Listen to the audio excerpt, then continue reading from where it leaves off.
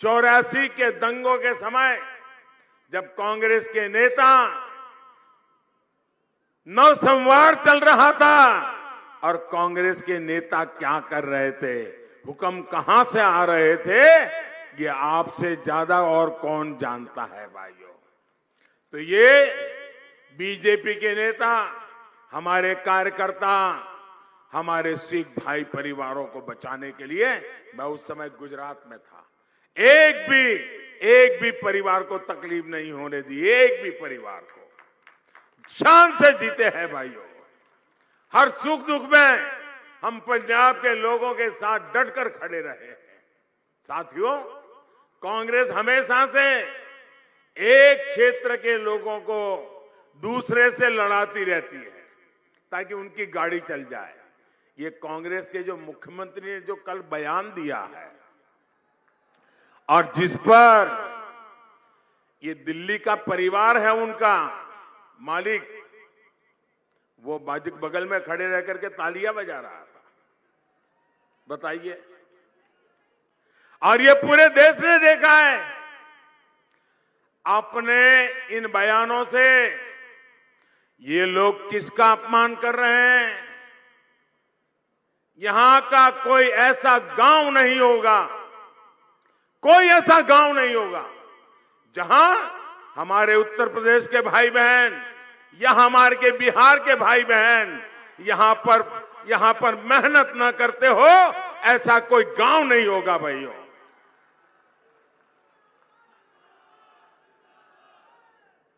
कल ही हमने संत रविदास जी की जयंती मनाई है, संत रविदास जी की जयंती मनाई है।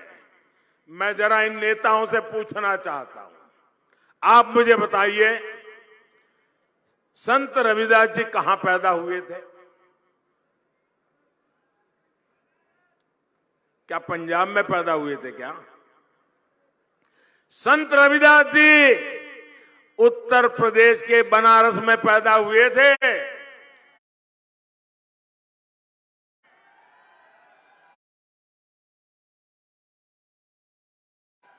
काशी में पैदा हुए थे। और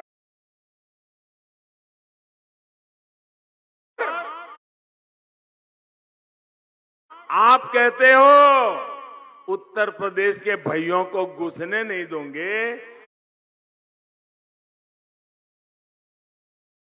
तो क्या आप संत रविदास जी को भी निकाल दोगे? क्या संत रविदास जी के नाम को मिटा दोगे? क्या भाषा बोलते हो तुम लोग? इतना ही नहीं, मैं जरा पूछना चाहता हूं, गुरु गोविंद सिंह जी का जन्म कहां हुआ था? गुरु गोविंद सिंह जी का जन्म कहां हुआ था? पटना साहिब में हमारे गुरु महाराज गुरु गोविंद सिंह का जन्म हुआ था। और आप पटना में हुआ, बिहार में हुआ, और तुम कहते हो बिहार के लोगों को घुसने नहीं देंगे। तो क्या तुम गुरु गोविंद सिंह महाराज का अपमान करोगे?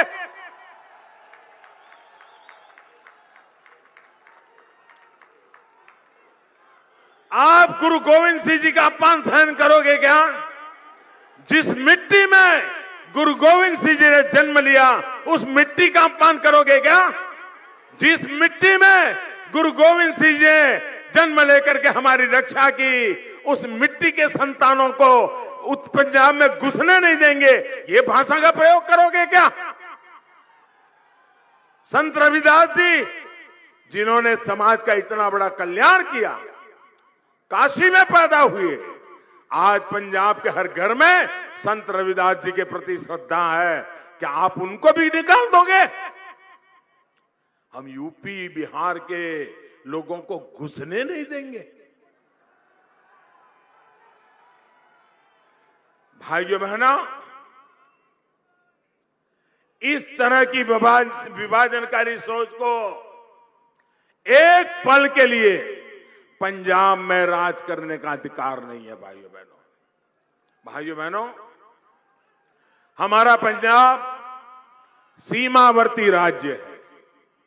इस पर सीमा पार से हमेशा नापाक नजरें बनी रहती है, गड़ी रहती हैं। इसलिए यहां जो सरकार बनेगी वो राष्ट्र प्रथम, नेशन फर्स्ट, इसके लिए प्रतिबद्ध सरकार होनी चाहिए। ढुलमुल रवैये वाले लोग नहीं होने चाहिए।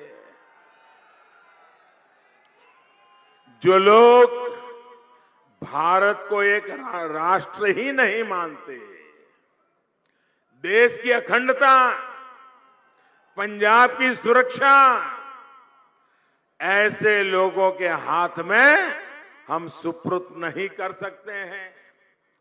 पंजाब वैसे भी आज अनेक चुनौतियों का मुकाबला कर रहा है।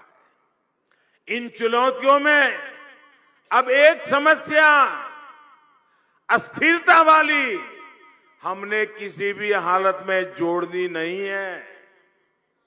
लेकिन आज कांग्रेस पंजाब को फिर से अस्थिरता की तरफ ले जाने का प्रयास कर रही है। साथियों, कांग्रेस की जो पार्टनर इन क्राइम एक नई पार्टियां आई हैं, वो भी एक के बाद एक रोज नए झूठ, रोज नई मनगढ़ंत बातें पंजाब में आकर बोल रहे हैं।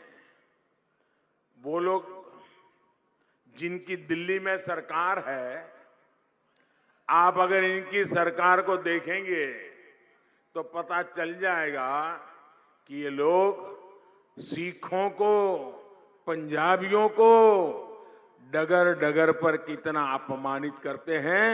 दिल्ली जाओगे तो पता चलेगा।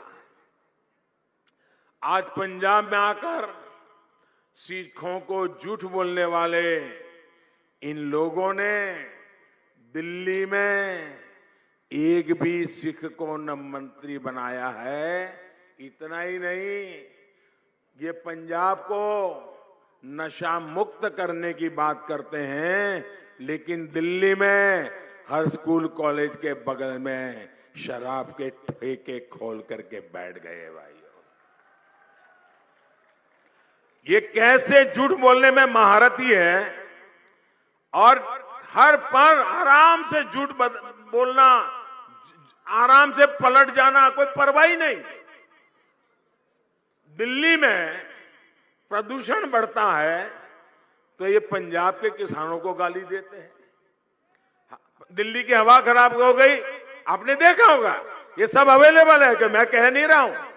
अब दिल्ली में जाओ तो पंजाब के किसानों को गाली दो और यहां आकर के किसानों को गले लगाने की बात करो। किसी के गले उतरेगा क्या? उतरेगा क्या? ये फरेब चलेगा क्या? जब कोरोना की वेव आई तो इन लोगों ने यूपी, पंजाब, हरियाणा के लोगों को झूठ बोल करके भगा दिया कि बहुत बड़ा भयंकर होने वाला है, महीनों तक खाना नहीं मिलेगा, भागो। जो लोग दिल्ली में पंजाब, हरियाणा, उत्तर प्रदेश के लोगों को भगा देते हैं, वो आज आपके पास आए हैं। आप क्या करोगे? इनको मेहमान गति स्वीकार करोगे क्या? भाइयों बहनों, बात इतनी नहीं है साथियों, इनके इरादे कहीं ज्यादा खतरनाक है। आपने सुना होगा, कल इनके एक पुराने विश्वस्त साथी जो पिछले बार जो यहां के पंजाब के चुनाव के उनकी तरफ से इंचार्ज थे और उनके खासम खास दोस्त थे, अन्ना हजारे के साथ ये आंदोलन में झंडा लेकर के खड़े रहते थे और कवि होने के नाते, चिंतक होने के नाते देश भर में उनके कवि सम्मेलनों को सुनने के लिए देश की युवा पीढ़ी घंटों तक इंतजार करती है। ऐसा मां सरस्वती की पूजा में लगा हुआ इंसान कल उसने कह दिया, जब दर्द काफी हुआ होगा तब उसने मुंह खोला होगा, और कल जब उसने कहा है, उन्हीं के साथी ने जो आरोप लगाया है वो बहुत खतरनाक है दोस्तों, बहुत खतरनाक है। इसलिए जो कल उन्होंने, उन्हीं के एक साथी ने इनके चरित्र का जो वर्णन किया है, इसको हर मतदाता ने, हर देशवासी ने बड़ी गंभीरता से लेने की जरूरत है। पंजाब के मेरे भाइयों और बहनों, ये लोग पंजाब को तोड़ने का सपना पाले हुए हैं। ये लोग सत्ता के लिए अलगाववादियों से भी हाथ मिलाने को तैयार है। सत्ता पाने के लिए इन लोगों को अगर देश भी तोड़ना पड़े तो ये उसके लिए भी तैयार है। इनका एजेंडा और देश के दुश्मनों का एजेंडा, पाकिस्तान का एजेंडा अलग है ही नहीं। इसलिए ही ये सर्जिकल स्ट्राइक पर पाकिस्तान के सूर में सूर मिलाते हैं। इसलिए ही ये पंजाब में ड्रग्स के नेटवर्क को बढ़ाना चाहते हैं। इसलिए ही ये बॉर्डर पर बीएसएफ के बढ़ते अधिकारों के खिलाफ आवाज उठाते हैं। यही इन लोगों का मंसूबा है, यही इनकी सोच है। लेकिन साथियों, अराजकता और अलगाव के नशे में डूबे इन लोगों को पता नहीं है ये मेरा पंजाब है क्या।